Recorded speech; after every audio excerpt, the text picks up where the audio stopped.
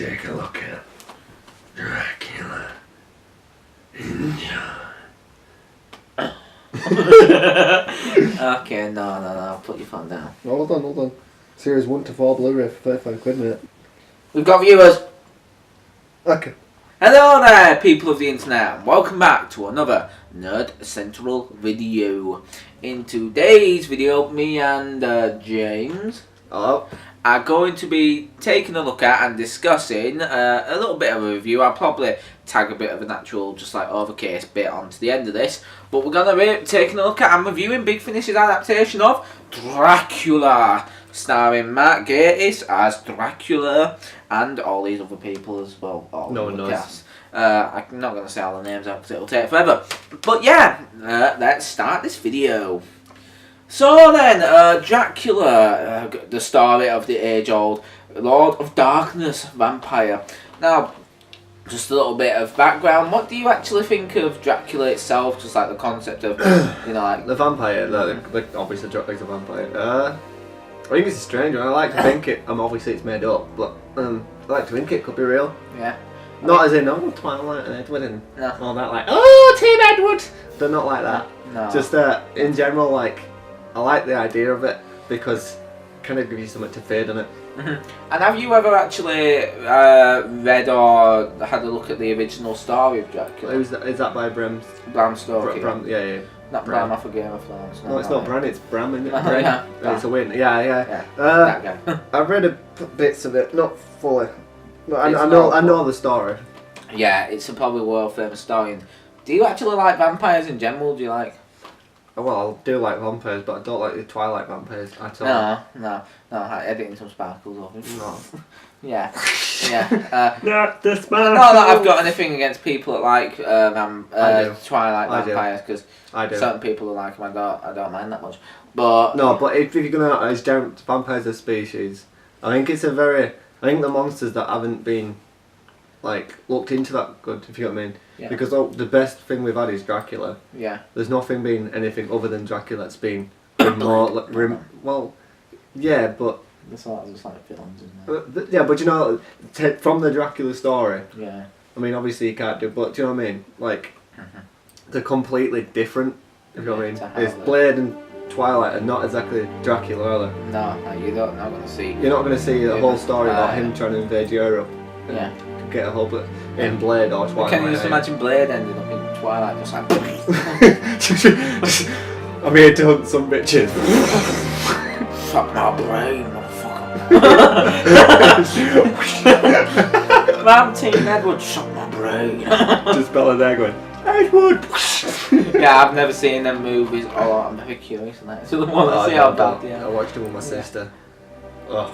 Shout out. It's not even worth a shout out. No. Anyway, so what we're talking about today, we're not talking about the Christopher Lee movie. We're not talking about the old one from the 1920s. We're talking about Big Finish's very faithful adaptation of Dracula. Yeah, you know, the official book. Follow it very close to the books. One thing that I would say is going into Big Finish's Dracula, I'd never seen any of the classics range, you know, like where they do like Frankenstein or classic Gothic stories.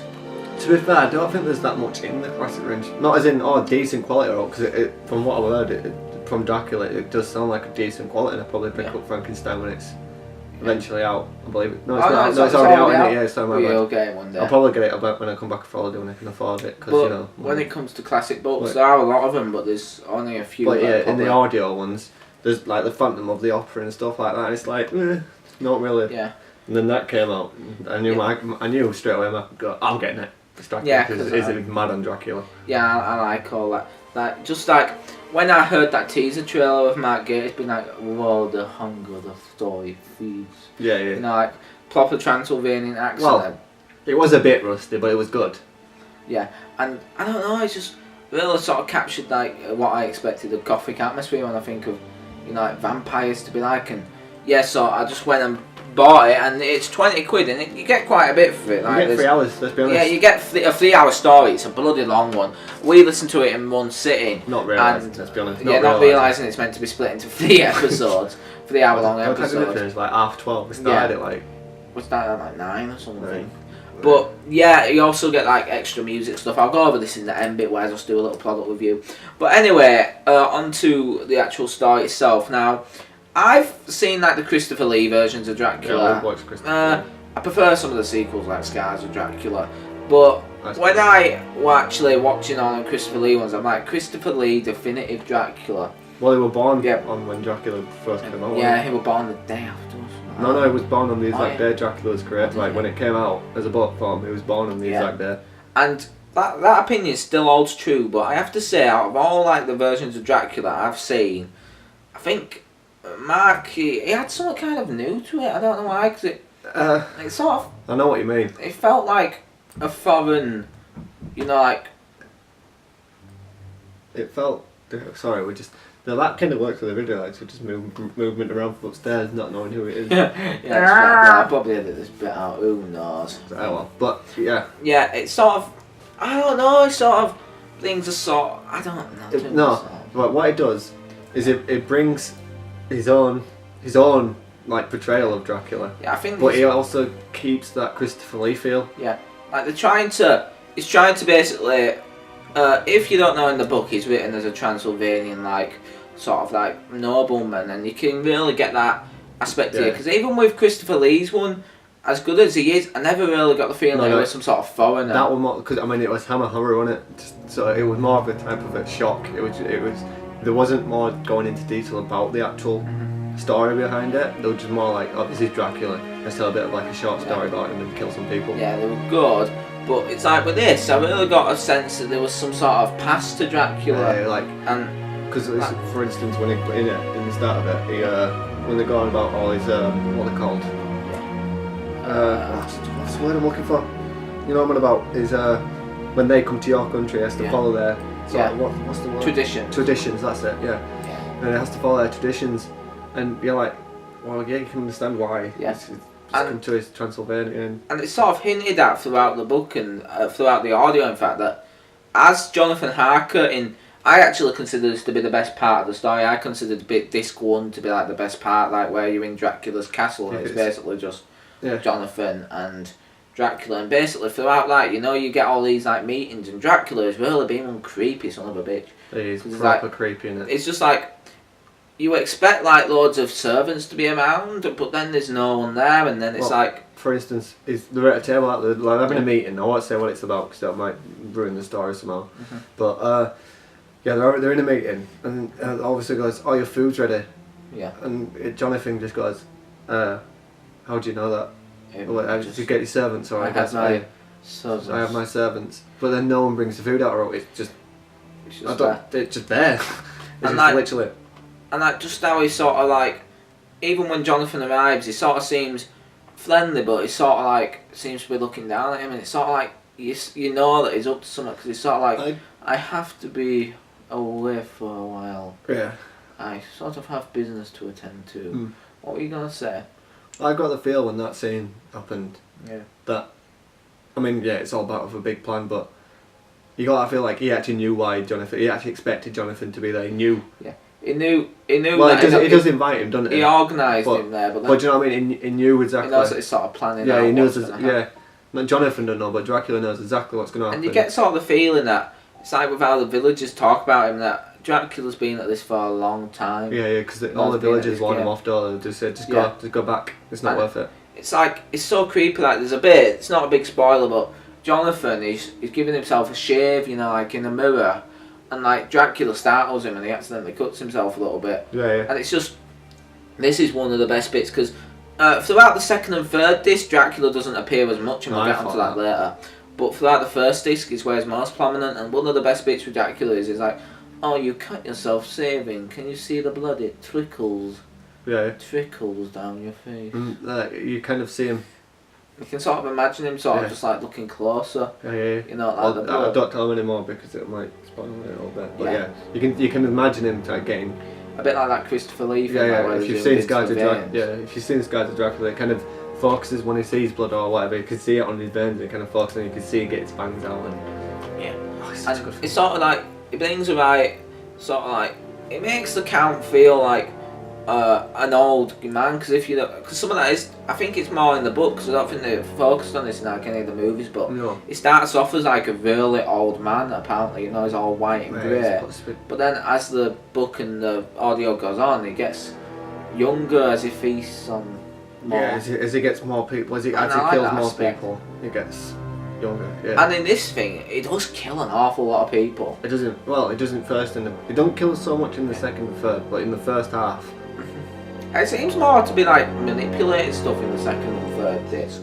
Yeah. I don't think he's in the second and third. He's more like a puppet like a puppeteer, rather than a puppet, because you can kind of feel his presence, but he's not actually there. If you go, he's not. Like how I'd sum up the first disc. We'll get onto other characters later, but like the first disc is sort of like Dracula, like you getting introduced to Mark Gatiss' version of Dracula, and you get to see the horror that unfolds in Castle Dracula as Jonathan, in some really scary scenes, like actually realises what he is and what he's let himself in for. Well, there's that scene in there where he looks down and he sees him climbing down. He's just climbing down the wall and he's like, oh no, what is this monster? Yeah. And then in like the second disc, it like focuses more on like, it sort of gives me I don't know, an almost Jack the Ripper vibe with how Dracula's sort of like stalking around London. Oh well, yeah. Is that when they're in the carriage and he's like? No, it's like like the bit like where. No, not Dracula. When Jonathan and his wife are coming back in the carriage. Yeah. And he looks out because apparently at this time Jonathan's supposed to be crazy. That has made it all up and everything because of the experience. Yeah. But then he sees him on the street, doesn't he? You know what I mean? Yeah. And then what's it called? People start going missing in England, and like there's this one woman who, we're not going to get too much into it, but it's like she's a friend of Jonathan's wife, and something really creepy starts happening with her over a few nights. What's her name? I don't know, but I think it's Molly. I think it's Molly. Her name is. Are you on about Jonathan's wife? No, actually Jonathan's wife would be good, but I think it's Molly as well, a friend. Jonathan's wife is Mina, so the other one is actually, I don't think she's here, but anyway, basically, let me see, Mina, Lucy Restaurant. Oh, Lucy. Yeah. Not Molly. Lucy. Basically, Molly is what's it called? Jonathan's wife, and she has a friend, and some strange stuff starts happening to her. Like she starts sleepwalking in the night and ending up, Yeah, we don't want to get into too much. But it's like she starts basically acting really weird, and it gives this sort of feeling that you don't know where, like this vampire, this creature is. And I really sort of like that aspect. It sort of varies it up from like, seeing a lot of Dracula in disc 1 to not seeing him a lot in like the others. Yeah, I mean, I kind of see puppeteer and stuff in it. It's kind of pulling the strings to get them to in a certain position in the story. Although at certain points in like this 2 and 3, you sort of start thinking, I wish I could see him a bit more, because you like. Oh no, you definitely need a minute a lot more. As in, you actually need them to have more scenes. That's probably just the problem with our book as well. Yeah, he's not in it in the book a lot, is he? No, but it's like, where it makes you want to see him more, but it's just like, I don't know, in the second and third disc, they sort of focus more on what's happening with Lucy, and they focus, I don't know, a lot on like Van Helsing and that. Yeah, I had this impression as Van Helsing was a very old and fat guy. He actually is a bit of one. Well, he's an older guy with a beard and. No, but I imagine he was an old, fat, like little shrimp guy. Yeah. I don't know why. Yeah, it's like they played very close to how they are in the book, and it is a faithful adaptation, but you can see like the sort of difference in storytelling with how they would have told it at that time. Well, I can understand why they wouldn't exactly make it dead on point with the story. I mean, it does follow it very closely. Yeah. So if you've read the book, you can understand that pretty well. But yeah, I can understand why they didn't. Yeah, I think they had to make some changes, didn't they? Just to make, make it a bit more entertaining for them ones that don't actually know anything about Dracula. Going into more of like the performances side, because like the story, just to wrap it up and my thoughts on it, we've gone on about Dracula a lot, but I sort of like most of the other characters and that, and I sort of think the story, the first part of it moves on at a brilliant pace, I'd say brilliant the pace, like like the castle sequences, so it sort of unravels naturally and there's more mystery. Yeah. The second and third discs, they keep up an alright pace, but they can sometimes suffer from slowing down at certain points, like when Yeah, I know what you mean, but sometimes I think it needs to, because like for instance when they're planning on trying to get to Dracula. Yeah. Yeah, I can when where is it? Jonathan and his wife, and then there's Van Helsing, and there's an American cowboy. Sometimes it can go on a bit. I don't know. I mean, it's a good story and it did keep me hooked, but sometimes I could feel myself like Drifting. sort of losing a little bit of interest. Not like hating it, but sort of like going, oh, can we just get to the... I think that might be because we watched it 3 hours straight rather than the hour set out as an hour each disc. I think that's probably why, because we were doing it 3 hours. No, I did not disagree with it because it did, but I don't know. I think that's why. I think it was sort of like the lack of Dracula, because I'm yeah. like, oh, I came here to see what Mark Gatiss does with Dracula, and it's like, Was it me? I felt quite sorry for him actually. Yeah, because this is some of that. We're gonna finish up about the story and get on to more technical stuff, but about Dracula, something unusual about this one, which I was actually kind of surprised by, is they gave him a bit. Even though he's an evil twat, but they gave him a bit of a sympathetic angle at some point. Yeah, it's like I haven't loved and he hasn't loved. He haven't fathered any children or like he hasn't really lived. And it says something really creepy. There's a saying which is a brilliant piece of writing, which is, and it sort of leaves it open at the end. I'm not going to say how, but it sort of says this the first time he meets Jonathan. It says, "Enter freely, go safely, and leave something of the happiness you bring." That is just really. It's a real bit of a creepy line. It can be interpreted differently to everyone else actually, because to me that kind of means, come in as you will and leave as you want, but as long as you leave some happiness in this castle. And it could also be interpreted as leave some of the life. So leave your life, pretty much. You know, like, because he is soul a may creature leave, of darkness. Yeah, and I don't know. It's just like I do like what Gatiss did with Dracula, because it's a bit. It's not who I'd have cast as soon as Dracula, but when he's actually in the role, he's kind of brings a modern feel to it, doesn't it? Yeah, and you can't hardly tell it's Gatiss, to be fair. You really can't. Although just imagining him just like how he's in the cover, like with his velvet cape, and it's just like, my name is Dracula, and he does actually speak with a. I'd like to see an on-screen with the trailer in that. I'd love that. It's probably what's it called, the most. From what I've seen, is the most accented Dracula, and that sort of gives you this feeling of a foreign sort of guy. Like, at some point, you're like, wait, he is actually really foreign, because he's like, I do not speak in your vernacular. It kind of, one of the main reasons he invited Jonathan there was to teach him English. And that's another thing, we're going to finish up about this. Yeah, we need to. The thing, but it's like, it says something about, you actually see Jonathan pick up on a few things where Dracula is lying, because it's like, he says, oh, I need you to help me, speak your tongue, because I'm going to be coming to your land. But then he says, you actually speak it kind of well already, and it's almost as if he's maybe, because it's suggested that it's hundreds of years old, because Dracula, Count Dracula, it's supposed to be immortal, isn't it? Yeah, it's supposed to be like, I think in the original book it references Vlad the Impaler, from history, but anyway, it's sort of really good how they do it. I really do like what they did with Dracula.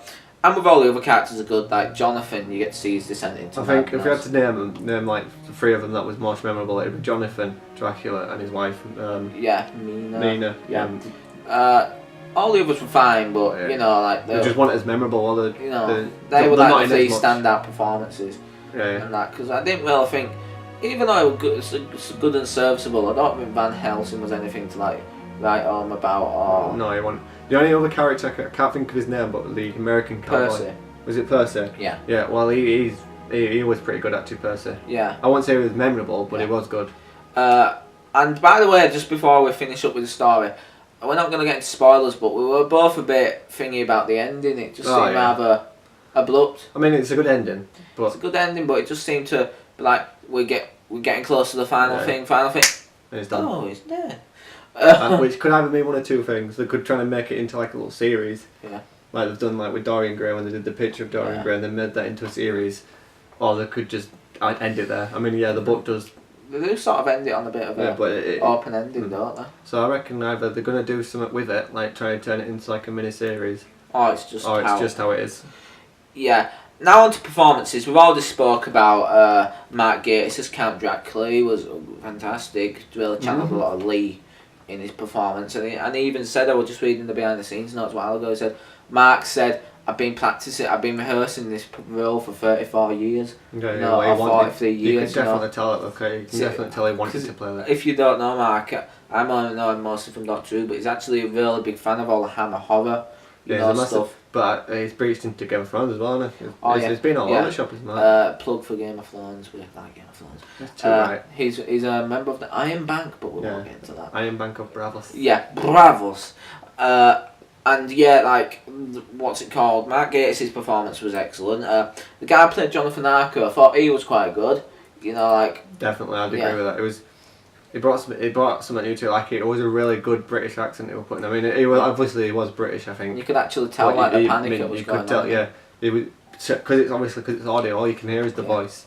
But the way they create the tension and the way they create the atmosphere just by the voices, you can actually tell it's like, wow, that's actually. And like the woman who played Mina, she was good as well. Her story's pretty good. Yeah, her story's good. Like, she goes from missing Jonathan when he's presumably. Oh, I want to know about that.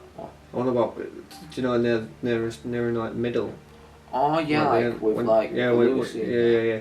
Yeah, that's really good because it sort of focuses more on Mina in the middle part. What's the out about that? But what's out? But yeah, all the performances are good. Like Lucy, the character plays her is good. Van Helsing is alright. Others are alright. They all give good performances. There's no bad ones. If I could get someone recasted, I think it would be Van Helsing. Yeah. I mean, he wasn't bad. It was really good performance, but it didn't fit the role. Yeah. Oh, that's how I felt personally. Yeah, I can see where you're coming from. But yeah, it's good. Speaking about how the sounds are in this, I'd say like what they call the soundscape and the sound mastery on this is brilliant. Like, just with how like they managed to create an atmosphere with like the sounds and the music, and that is really good. It really puts you on edge, doesn't it? Yeah, and I'm glad they actually included a music suite CD in this because some of the music's really good. And the main theme's not what I would have expected from a Dracula story. It's not. To be fair though, it's not what I'd expect for some sort of like a horror genre either. It's a. I don't know. It's. I mean, it's spooky, but it's not. It's not like I just expected it to be more stereotypical spooky. Like, yeah. Well, listen to a few Doctor Who ones, Big Finish, and it's similar to that, but just a bit more. Yeah, a bit more darker, innit? It's more. It's odd, but I like it. No, it's good. It does add it to it. And anyway, like how they've mixed the sounds and like. It's really good. It's a really good sound mastery. I really do have to applaud them on that. Yeah. We've talked about actors, we've talked about story, we've talked about sound. Is there anything else we need to talk about, do you think? I don't know. I mean, we've said it's definitely good. I mean, it's definitely worth, for the price you pay, which is 20 quid, it's definitely worth to pick it up. Even if you're not too keen on Dracula, you've never heard of him. Yeah. This is probably a good starting point. It's just a good story in all, because it's like it's well paced for the most, and it's interesting. It has loads of twists and turns that I didn't expect. Yeah, it's definitely some that I did, but some that I didn't. But yeah, it's just really good, and I don't know. It's just I wasn't disappointed with it at all. I felt it was really good, and yeah, I kind of expected more though. I mean, it was good. I loved it. I loved it to bits, but I reckon. I don't know, maybe I hyped it up a bit too much for myself. Yeah. But I was expecting a little bit more. Dracula. I mean, I wouldn't say it was any less, because it wasn't. I definitely wouldn't, but. Maybe we're just used to the more condensed action-packed versions of the Christopher Lee sort of ones. Yeah, I mean, some of the bits that... I'm actually glad it stuck so much to the books, because some of the bits that are in the books that are in like the films did surprise me a little bit. Like, I was expecting when they said servants, like for...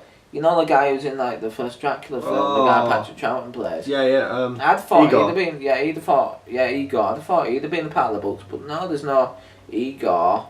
There's not a lot of Brides of Dracula, apart from a certain. I don't think the Brides of Dracula in this one either. No. They're more like just women, aren't they? Yeah, the ghostly women. And it's weird. It's definitely a trip. That nightmare scene. That's horrible. Yeah, it's good, and I like how. I just like it because it's like Dracula feels very sort of stalkerish, and he seems powerful, and he does seem like the Lord of Darkness and that. And I just like it, to be fair. You just certainly seem like someone you don't want to mess with. So overall, what would you give it as a score out of 10? 10 being brilliant. I'd probably give it. And 1 being absolute top. Probably 9.5. Yeah, I'd probably give it probably a 9 because it is brilliant and it's near perfect, but I don't know, some of the bits near the end I did feel like, well, for me, it was the cliffhanger that's not good. Not getting the 10 is the cliffhanger, and probably Van Helsing. Yeah. I don't know if that's because I've watched Hugh Jackman play in Van Helsing the film and stuff, and then obviously all the books and stuff, and Christopher Lee ones, I believe is in them. Peter Cushing plays it. Yeah, I believe it, but I don't know. For me, just Van Helsing was good, but it just didn't really do much.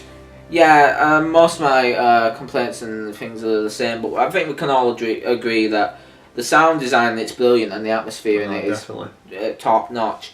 And Mark, he pulled a really good performance out of the bag. Like, I know he's a good actor, but I wouldn't have expected him to be such a good Dracula. In the fact that he just embodies it and seems to become him. Like, I never got the feeling that it's Mark looking at a script behind the microphone. You never actually realise that it is actually Mark that's playing him. Yeah, it's just like, you just get the sense of just this foreign guy from literally from start to finish. It's like Dracula is actually a real person reading through a diary.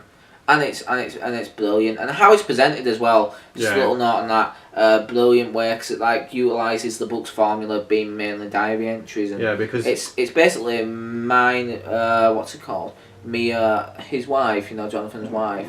Her name. I think it's Mina. Yeah, Mina Harker. Yeah, it's basically her just recalling the story of Dracula. It doesn't start off like that, does it?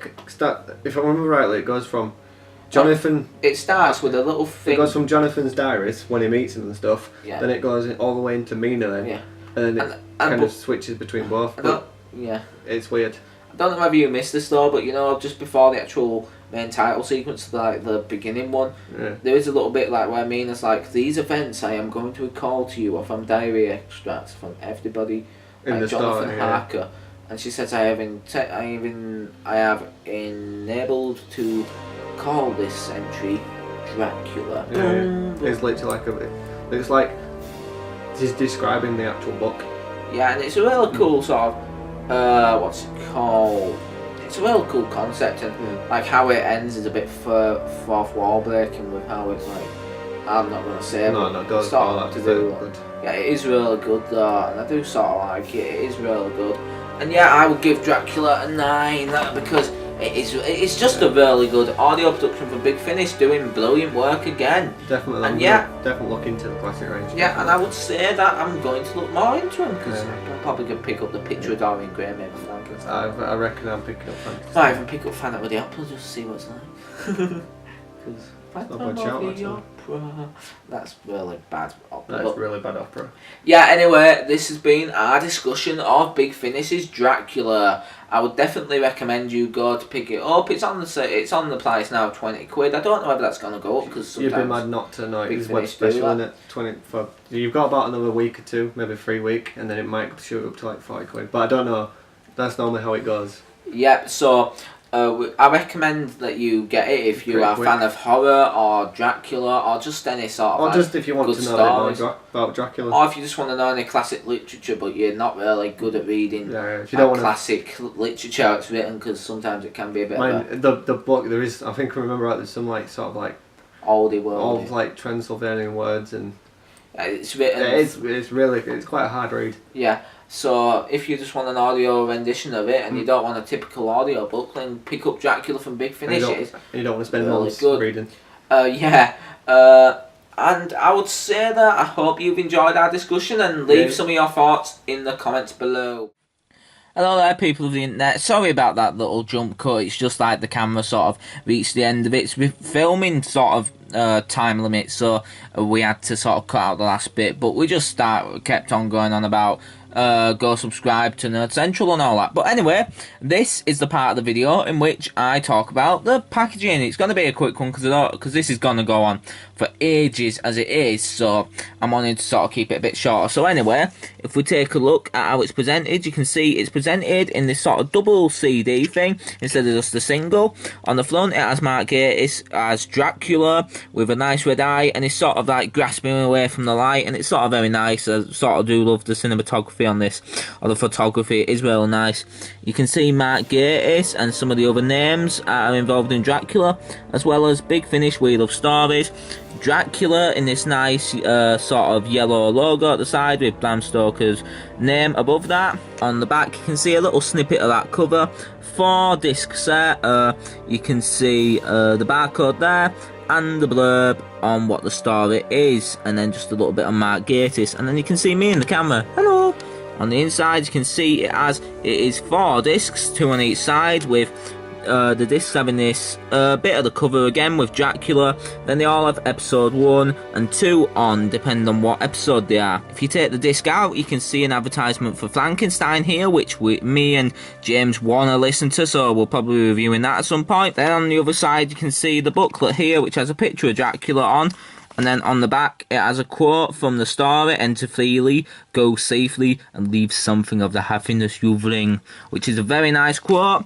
And then underneath it is episode 3, and then the interviews and music suites, and underneath that is an advertisement for the picture of Dorian Gray, which we've got to pick up because Dorian Gray is bloody fantastic. And if you look inside the booklet, it just has some photos of the cast, a little bit by Scott Hancock, the producer, or no, the director of this, I think it is, and then just a load of credits as well, some nice photography. So yeah, the book looks quite nice as well. So yeah, for my overall thoughts on the presentation of this box set, I would say it's fantastic. You can definitely get your worth for 20 quid. It's quite a thick set, so it goes well on yourself. And I just sort of love the cover and how the discs are presented. And it's quite nice having it spread over 3 discs so that you don't have to listen to it in one full sitting. Unless you want to, like me and James did, but that takes an awful lot of time and an awful lot of effort. So it's nice that they have 4 discs, and the interviews, we haven't listened to them. I want to do that, it should be interesting. And it's good that they include the music suite with this, because it does have some quite good music on. So yeah, as for the packaging of it, it's very nice, and you know our opinions because you've just sat through, if you're here, 29 minutes of us just talking about Dracula. So yeah, we really do like it.